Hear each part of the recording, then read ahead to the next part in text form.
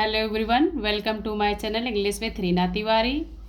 Dear student, आज मैं आपको क्लास 10th का फर्स्ट पोएम जो डस्ट ऑफ स्नो है, जो रॉबर्ट फ्रॉस्ट के द्वारा कंपोज किया गया है, उसका सेंट्रल आइडिया एक्सप्लेन करने वाली हूँ एकदम इजी लैंग्वेज में, जो आपको अच्छे से समझ में भी आएगा और आप इसे अपने लैंग्वेज में भी लिख सकते हैं। इसके अकॉर्डिंग मैंने इसे जो है वो लिखा है। आइए शुरू करते हैं, देखते हैं।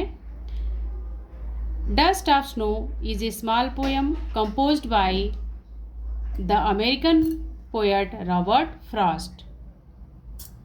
डस्ट ऑफ स्नो एक बहुत ही छोटी कविता है जो रॉबर्ट फ्रॉस्ट के द्वारा कंपोज किया गया है, जिनका जन्म 1877 में और उनका जो डेथ था 1963 में हुआ था। The poem set it on a wintry days. ये पोएम जो है वो विंटरी डे में सेट है, यानी कि इस पोएम में विंटरी डे जो हमारा सीजन है वो ठंडी का है, उसका एक्सप्लेन जो है इसमें किया गया है। In the first stanza the poet describes a simple happening. पहले स्टेंजा में तो पोएम ने एक बहुत ही साधारण घटना का वर्णन जो है इसमें किया है।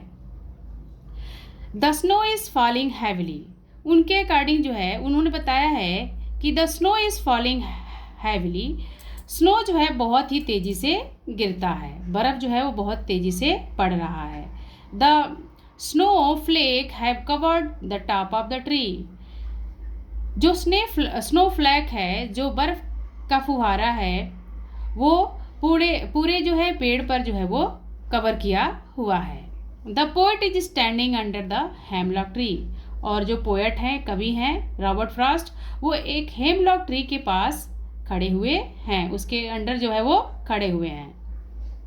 The movements and alighting of crow on the tree. और उस पेड़ पर एक कौवा रहता है जो इधर उधर गति करता रहता है, एलाइटिंग करता है, उतरता रहता है, चढ़ता रहता है। And that make the dust of snow fall on the poet. इसके कारण पोएट के ऊपर जो है कुछ डस्ट ऑफ स्नो जो है वो गिर जाते हैं। The crow is the symbol of omen and the hemlock tree is not auspicious thing. Poet हमें ये बताना चाह रहे हैं कि हमारे समाज में जो क्रो होता है वो एक बैड ओमेन माना जाता है, एक अपशगुन माना जाता है। And the hemlock tree is not auspicious things. और हेमलॉक ट्री को भी पवित्र चीज़ें जो है वो नहीं मानी जाती है, उसको भी शगुन नहीं माना जाता है। यानी कि पोएट इसमें जो है क्रो को और हेमलॉक ट्री को जो है सिंबलाइज किया है। आगे देखते हैं। In the second stanza the falling of snowflake and the scene leave the tremendous effect on the mental state and mood of the poet. जैसा कि हम पहले ही जानते हैं कि पोएम में सबसे पहले जो पोएट का मूड होता है वो डिप्रेसिव मूड होता है, तो सेकेंड स्टेंजा में लेकिन उनका मूड चेंज हो जाता है। और कब होता है, आइए देखते हैं। इन द सेकेंड स्टेंजा, दूसरे स्टेंजा में the falling of the snowflake, जो बर्फ का फ्लेक गिरता है, the scene live on the tremendous effect. और उस समय जो नज़ारे होते हैं, उस समय जो पोएट नज़ारा देखते हैं, इफेक्ट ऑन मेंटल स्टेट, इससे उनकी मानसिक स्थिति पर प्रभाव जो है वो पड़ता है। And the mood of the poet, और उनका मूड पर भी जो है वो प्रभाव पड़ता है, इससे उनका मूड क्या होता है, चेंज हो जाता है। It gladdened his heart. It क्या है, इट यहाँ सिंबलाइज किया गया, किसको, इट जो है यहाँ रिफर किया गया है स्नोफ्लैक को। यानी कि जब उनके ऊपर स्नोफ्लैक पड़ता है तो उनका दिल जो है वो खुश हो जाता है। इट ग्लैडेंड हिज हार्ट, उनका मन प्रसन्न हो जाता है। He realises that the falling of the snowflake on him has saved his days. उन्हें ऐसा एहसास होता है कि जो बर्फ़ का टुकड़ा उनके ऊपर गिरता है, जो स्नोफ्लेक उनके ऊपर गिरता है, हैज सेव्ड हिज डे, इससे उनका पूरा दिन बच जाता है। जिसका उन्होंने अनुमान लगाया था सुबह में कि उनका आधा दिन जो है खराब चला जाएगा, लेकिन वो पूरा दिन उनका क्या है, अधूरा दिन जो है वो खराब होने से क्या होता है, बच जाता है।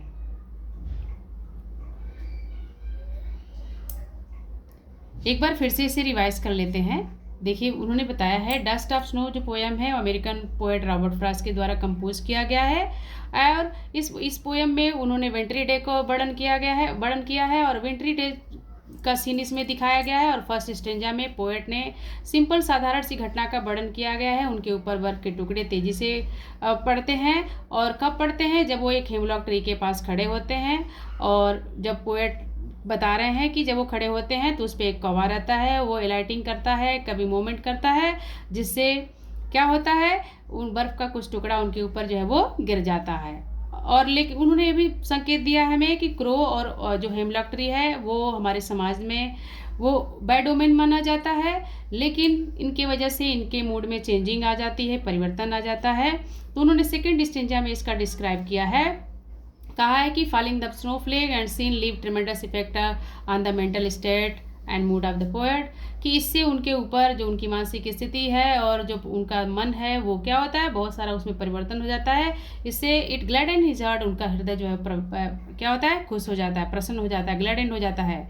He realise that the falling of snowflake on him has saved his day, और उन्होंने महसूस किया कि जो फॉलिंग ऑफ फ्लैक है स्नो का, वो उनके ऊपर जो है बहुत गहरा प्रभाव पड़ता है और उनका खराब जो दिन होने वाला था आधा दिन वो खराब होने से बच जाता है। सेंट्रल आइडिया के बाद हम लोग डस्ट ऑफ स्नो का कुछ एमसीक्यू, इंपॉर्टेंट एमसीक्यू देखेंगे, जो एमसीक्यू हमारे एग्जाम की नज़र से बहुत ही महत्वपूर्ण हैं। एमसीक्यू तो बहुत सारे हैं, लेकिन ये कुछ गिने चुने बहुत ही ज़्यादा महत्वपूर्ण जो हैं, कई बार एग्जाम में आ भी चुके हैं, वो वैसे जो है मैंने इसे जो है खुद जो है वो बनाया है। आइए देखते हैं। पहला जो एमसीक्यू है वो है, who is the poet of the poem dust of snow. सबसे इजी क्वेश्चन है और हमेशा पूछा जाता है जब भी स्टेंजा वाइज क्वेश्चन आता है तो उसमें एमसीक्यू आता है तो उसमें पोएट का नाम जरूर पूछता है। तो इसमें भी पूछा गया है, who is the poet of the poem dust of snow. तो आप इजीली समझ सकते हैं कि हमारे इस पोएम को कौन कंपोज किया है। तो उन्होंने किया है कौन, रॉबर्ट फ्रॉस्ट ने किया है। और इसके बाद हमारा दूसरा एमसीक्यू है, the poet says of the day I had rued what is the meaning of the rued. इसमें रूड का जो है वो मीनिंग पूछा है कि इस लाइन में जो हमारा रूड है, पोएट ने कहा है ना of the day I had rued, तो रूड का जो है हमें सेकंड मीनिंग जो है वो बताना है। तो मैं आपको बता दूं, रूड मीन्स होता है रिपेंट, रिपेंट मीन्स होता है रिग्रेट, तो इसमें हेल्ड इन रिग्रेट है, इसलिए हमारा ऑप्शन नंबर सेकंड जो है वो करेक्ट है। और पहले में भी हमारा ऑप्शन नंबर सेकंड जो है रॉबर्ट फ्रॉस्ट वो करेक्ट था। आइए आगे देखते हैं, व्हाट अपलिफ्टेड हिज मूड। क्या चीज़ ऐसा होता है जिससे उनका मूड जो है वो बदल जाता है। तो हम पहले ही जानते हैं कि falling of the snow on his shoulder, इनसे इनका मूड जो है क्या होता है, बदल जाता है। ठीक है। उसके बाद नेक्स्ट क्वेश्चन है, what is the rhyming scheme of the poem, कि हमारे इस पोएम डस्ट ऑफ स्नो का राइमिंग स्कीम क्या है। तो हम जानते हैं कि हमारे पोएम का राइमिंग स्कीम है ए बी सी डी, इसलिए ऑप्शन नंबर हमारा सेकंड इसमें जो है वो सही है और इसमें जो है वो फर्स्ट सही है। और अगर हमारा सिंगल स्टेंजा अगर पूछता है, अगर कोई सिंगल स्टेंजा दे दे और पूछे राइमिंग स्कीम क्या है, तो हम सीधे बस लिखेंगे ए बी और ए बी। अगर टोटल पोएम का पूछेगा तब हम लिखेंगे ए बी सी डी। आइए देखते हैं एमसीक्यू नंबर 5। इसमें पूछा गया है, name the poetic device used in the line, name the poetic device used in the line has given my heart. इसमें देखिए हैज़ गिवन माई हार्ट, इसमें जो है एलिट्रेशन किया गया है, इसमें जो है बार बार जो है क्या किया गया है, एलिट्रेशन का उपयोग जो है वो किया गया है, इसमें शब्दों का उच्चारण जो है वो बार बार आया है, इसलिए यहाँ पर एलिट्रेशन है। Next, name the poetic device used in the line and saved some part. तो यहाँ पर भी हमें क्या मिलता है, सेव्ड सम पार्ट। इसमें भी जो है वो उच्चारण किया गया है, सेम इसमें साउंड आते हैं, इसलिए यहाँ पर भी क्या हो जाएगा, एलिट्रेशन जो है वो हो जाएगा। आइए देखते हैं नेक्स्ट है हमारा, what does dust of snow represent. इसमें पूछा है what does dust of snow represent, यानी कि डस्ट ऑफ स्नो को क्या रिप्रेजेंट किया गया है, किस रूप में प्रस्तुत किया गया है। तो इसमें हमारा ऑप्शन क्या होगा, healing power of nature. Healing power of nature को इसमें दिखाया गया है डस्ट ऑफ स्नो में, क्योंकि इससे पोएट जो है डिप्रेसिव मूड में रहते हैं, लेकिन जो स्नोफ्लेक के कारण उनके अंदर परिवर्तन आता है, इसलिए यहाँ पर हमने क्या इस्तेमाल किया है, हीलिंग पावर ऑफ नेचर। ये ऑप्शन हमारा क्या है, करेक्ट है। उसके बाद हमारा आता है MCQ number 8, what are the two negative creature that Frost use to carrier of positivity. इसमें क्या दो निगेटिव क्रिएचर हैं? जैसा कि हमने पहले ही आपको बताया है कि हेमलॉक ट्री को और क्रो को जो है हमारे समाज में बैड ओमेन माना जाएगा, यानी कि वो निगेटिविटी का सिंबलाइज करते हैं। इसलिए पोएट ने क्या दो चीज़ों का इस्तेमाल किया गया है, तो हम अच्छे से ही जानते हैं कि हमारे में क्या है, हेमलॉक ट्री है और क्रो है। इन दो चीज़ों को पोएट ने क्या माना है, समाज ने तो निगेटिविटी माना है लेकिन पोएट ने इसे पॉजिटिविटी माना है। इसलिए हमारा ऑप्शन नंबर 4 जो है क्वेश्चन नंबर 8 में जो है वो करेक्ट है। MCQ नंबर 9 है, the crow and the hemlock tree symbolize. Crow और हेमलॉक ट्री किस चीज़ का सिम्बलाइज किया गया है इसमें? तो इसमें देखिए क्रो और हेमलॉक ट्री को सारों का सिम्बलाइजेशन जो है वो किया गया है, दोनों को ही। ठीक है, आगे देखते हैं। इसलिए हमारा ऑप्शन नंबर 1 जो है वो करेक्ट है। नेक्स्ट है, what does the poet state of mind at the time. उसमें पोएट का स्टेट ऑफ माइंड क्या था, उनकी मनोदशा क्या थी? तो उनका जो मनोदशा था वो क्या था, डिप्रेसिव मूड, जो मैंने आपको पहले ही बता दिया है सेंट्रल आइडिया में। नेक्स्ट एंड लास्ट MCQ है हमारा, name the poetic device use in the line सुक डाउन ऑन मी। सुक डाउन ऑन मी में हमारा बार बार एक ही लेटर रिपीट किया जा रहा है। सुक और डाउन ऑन दोनों में ओ जो है वो ओ लेटर जो है बार बार आया है, इसलिए हमारा ये क्या होगा, एसोनेंस हो जाएगा। इसलिए हमारा ऑप्शन नंबर 1 जो है टोटली क्या है, करेक्ट है। ठीक है, तो ये रहे कुछ हमारे महत्वपूर्ण MCQ। अगर इसके अलावा भी कुछ होते हैं तो मैं नेक्स्ट वीडियो में जो है आपको प्रोवाइड करूँगी। डियर स्टूडेंट, चलिए अब हम डस्ट ऑफ स्नो का very short answer type question देखते हैं, जो हमारे एग्जाम में पूछा जाता है। या तो हमें लिखना रहता है 4 लाइन पोएम, या फिर हमें इन शॉर्ट क्वेश्चन के जो है कुछ आंसर जो है वो लिखने रहते हैं, जो वेरी शॉर्ट होते हैं। आइए देखते हैं कुछ इंपॉर्टेंट क्वेश्चन जो हमारे डस्ट ऑफ स्नो से बने हैं। इसके अलावा भी अगर कोई क्वेश्चन इंक्लूड किया जाएगा या बन सकता है तो मैं आगे की वीडियो में जो है आपको प्रोवाइड करूँगी। आइए देखते हैं question number 1, where the crow was sitting. Question पूछा जा गया है कि where the crow was sitting, यानी कि कौवा कहाँ पर बैठा हुआ था। तो हमें पता है कि कौवा जो है हेमलॉक ट्री पे बैठा हुआ था, इसलिए हमारा आंसर होगा the crow was sitting on the hemlock tree, कि कौवा जो है वो हेमलॉक ट्री पर बैठा हुआ था, धतूरे के पेड़ पर बैठा हुआ था। नेक्स्ट क्वेश्चन है, what did the crow shake down on the poet. कि जो क्रो होता है वो पोएट के ऊपर क्या सेक डाउन करता है, क्या चीज़ें हिलाकर गिराता है। तो हमें अच्छी तरह से मालूम है कि पोएट के अकॉर्डिंग कि क्रो जो है वो डस्ट ऑफ स्नो जो है वो क्या करता है, पोएट के ऊपर जो है वो गिराता है। तो हम क्या कहेंगे, द क्रो सुक down snow on the poet, यानी कि कौवे ने पोएट के ऊपर डस्ट ऑफ स्नो जो है वो गिराया था। नेक्स्ट क्वेश्चन है, in what mood was the poet before falling snow in him. जब तक उनके ऊपर, इसमें कोई इस क्वेश्चन में पूछा गया है आपसे कि जब तक पोएट के ऊपर जो है वो फॉलिंग नहीं हुआ था स्नो का, तो उनका मूड जो है वो कैसा था। तो हम बता सकते हैं, क्योंकि हमें ऑलरेडी मालूम है कि पोएट जो थे वो डिप्रेसिव मूड में थे। उनका मूड क्या था, अनप्लीजेंट था। अनप्लीजेंट मतलब क्या होता है, दुखी। डिप्रेसिव मतलब भी दुखी। तो उनका मूड कैसा था, he was an unpleasant depressive mood, कि उनका मूड एकदम क्या था, दुखी था। कब, बिफोर फॉलिंग द स्नो, बर्फ गिरने से पहले। नेक्स्ट क्वेश्चन है हमारा 4th, what type of plants a hemlock tree. कि एक जो हेमलॉक ट्री होता है वो किस टाइप का, व्हाट टाइप, किस टाइप का पौधा होता है। तो ये हमें पहले से मालूम है कि it is a poisonous plant with small white flower, कि ये जो है एक बहुत ही जहरीला पौधा होता है और इसमें वाइट कलर के छोटे छोटे फूल जो है वो लगे होते हैं। यानी कि हेमलॉक ट्री क्या होता है, पॉइजनस प्लांट जो है वो होता है। नेक्स्ट 5th क्वेश्चन है, how did the dust of snow affect the poet. कि कैसे जो है डस्ट ऑफ स्नो अफेक्ट करता है पोएट को। तो इजीली हमें मालूम है, इससे उनका मेंटल स्टेट क्या होता है, चेंज हो जाता है। इसलिए हम आंसर करेंगे इट चेंज पोएट्स मूड। ये पोएट के मूड को क्या करता है, चेंज कर देता है। नेक्स्ट 6th क्वेश्चन है what is the dust of snow. Dust of snow क्या है? तो ये तो हमें पता ही है कि डस्ट ऑफ स्नो क्या होता है, स्नोफ्लैक होता है। तो आइए देखते हैं इसका आंसर कैसे कर सकते हैं।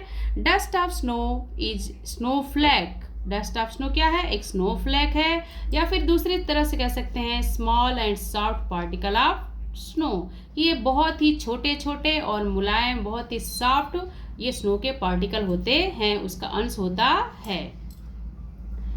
तो आपको पता चल गया होगा कि डस्ट ऑफ स्नो क्या होता है। ये डस्ट ऑफ स्नो क्या होता है, स्नोफ्लैक होता है, जो बहुत ही छोटा होता है, सॉफ्ट होता है और अच्छा होता है। नेक्स्ट देखते हैं question number 7। What did the poet think of the day before the fall of the dust of snow on him? कि पोएट क्या सोचते थे जब उनके ऊपर डस्ट ऑफ स्नो नहीं गिरा था, उसके पहले पोएट क्या सोचते थे अपने दिन के बारे में। थिंक ऑफ द डे, अपने दिन के बारे में, यानी कि उनका दिन कैसा जा रहा है, अच्छा जा रहा है, बुरा जा रहा है, कैसा जा रहा है, क्या सोचते थे। तो आइए देखते हैं वो क्या सोचते थे। The poet thought unhappiness of the day before falling the dust of snow on him. Poet जो है अनहैप्पीनेस सोचते थे, उनके अंदर दुख की भावना थी, वो दुखी थे, डिप्रेसिव थे, इसलिए वो डिप्रेशन की बात थी जो अपने मन में रखे थे। इसलिए यहाँ पर कहा गया है the poet thought unhappiness of the day, कि पोएट सोचते थे कि उनका दिन बहुत ही क्या है, खराब है। कब? Before the falling of the dust on him, उनके ऊपर बर्फ पड़ने से पहले। और क्वेश्चन नंबर 8 देखते हैं। How has the poet observe nature in the poem dust of snow. हमारा जो ये पोएम है डस्ट ऑफ स्नो, इसमें जो हमारे पोएट हैं उन्होंने क्या ऑब्जर्व किया है। हाउ हैज ऑब्जर्व, क्या ऑब्जर्व किया है इस पोएम में नेचर के थ्रू। तो चलिए इसका आंसर देखते हैं। The poet observe nature as a positive medium of change for him. Poet ने क्या देखा है, पॉजिटिव मीडियम देखा है, नेचर को एज ए पॉजिटिव मीडियम के रूप में देखा है, जो उनके अंदर सकारात्मक विचार जो है वो परिवर्तित करती है, उनके दुखी मन को क्या करती है, खुशहाल कर देती है, इसलिए क्या है, ये पॉजिटिव है। आइए देखते हैं question number 9। What does the poet want to convey through the poem dust of snow. Question है what does the poet want to convey, क्या समझाना चाहते हैं, क्या बताना चाहते हैं, किससे, through dust of snow. Dust of snow poem जो उन्होंने हमें कंपोज करके दिया है, उसके थ्रू वो क्या संदेश देना चाहते हैं, क्या बताना चाहते हैं। आइए जानते हैं इसका answer. In the poem dust of snow the poet want to convey that, अपने इस पोएम डस्ट ऑफ स्नो के थ्रू पोएट हमें ये समझाना चाहते हैं, ये कन्वे करना चाहते हैं that sometimes certain moment of action which are simple have larger significance. वो हमें ये बताना चाहते हैं कि कभी कभी हमारी लाइफ में जो कुछ ऐसे मोमेंट आते हैं जिसमें एक छोटी छोटी घटनाएं भी वो लार्जर सिग्निफिकेंस लिए होती है, यानी कि उनका बहुत ही बड़ा महत्व होता है। होती तो वो छोटी हैं लेकिन उनका महत्व हमारे जीवन में क्या होता है, बहुत ही बड़ा होता है। एक बार फिर से इसे रिपीट करते हैं, देखते हैं। What does the poet want to convey through the poem Dust of Snow? Dust of Snow poem के थ्रू क्या पोएट हमें जो है वो सजेस्ट करना चाहते हैं। तो आइए देखते हैं क्या करना चाहते हैं। In the poem dust of snow the poet want to convey that some time, कि पोएट हमें ये सजेस्ट करना चाहते हैं कि कभी कभी कुछ ऐसे क्षण आते हैं, कुछ ऐसे एक्शन होते हैं जो होते तो बहुत ही सिंपल हैं, बट उनका जो सिग्निफिकेंस होता है वो बहुत ही क्या होता है, लार्जर होता है, बहुत ही बड़ा होता है, उनका महत्व बहुत ही बड़ा होता है। हमारा ये लास्ट जो है शॉर्ट क्वेश्चन, आइए देखते हैं। What did the poet think of the day before the fall of the dust of snow on him? यानी कि वही क्वेश्चन रिपीट किया गया है कि डस्ट ऑफ स्नो गिरने से पहले पोएट क्या सोचते हैं अपने दिन के बारे में। एक क्वेश्चन जो है ऑलरेडी रिपीट हो चुका है। तो आइए देखते हैं। Before the fall of the dust of snow, dust of snow के फॉल होने के पहले the poet thought of the day was ruined, वो ये सोचते थे कि उनका पूरा दिन क्या हो गया है, रून्ड हो गया है, पूरा दिन रूड हो गया है, बर्बाद हो गया है। ठीक है, तो ये रहे हमारे कुछ महत्वपूर्ण शॉर्ट टाइप क्वेश्चन। इसके अलावा भी अगर कोई क्वेश्चन बनता है, जो भी अच्छे चीज़ें हमें प्रोवाइड होंगी, कंटेंट जो भी अच्छे मिलेंगे मैं आपको प्रोवाइड करूँगी, जिससे आपका कोई भी क्वेश्चन जो है वो छूटेगा नहीं, चाहे वो शॉर्ट हो, लॉन्ग हो या सेंट्रल आइडिया हो, चाहे जैसा भी क्वेश्चन बनता है, जैसे अकॉर्डिंग आएगा हमारा सिलेबस, उसके अकॉर्डिंग जो भी क्वेश्चन बनेगा मैं आपको प्रोवाइड करूँगी। तो ये कुछ हमारे महत्वपूर्ण क्वेश्चन थे और उम्मीद है आपको पसंद आया होगा। और मैं आपसे कहना चाहूँगी कि हमारे चैनल को अधिक से अधिक सब्सक्राइब करें और वीडियो को अधिक से अधिक शेयर करें, ताकि लोग जो है इसे प्राप्त कर सके, क्योंकि ये बहुत ही गिने चुने क्वेश्चन है, बहुत ही गिने चुने एमसीक्यू है जो ऑलरेडी पूछा गया है और आगे भी पूछे जाएंगे, क्योंकि ये बहुत ही महत्वपूर्ण है। यही जो है वो मेन क्वेश्चन और मेन एमसीक्यू और सेंट्रल आइडिया जो है वो है। Thank you very much.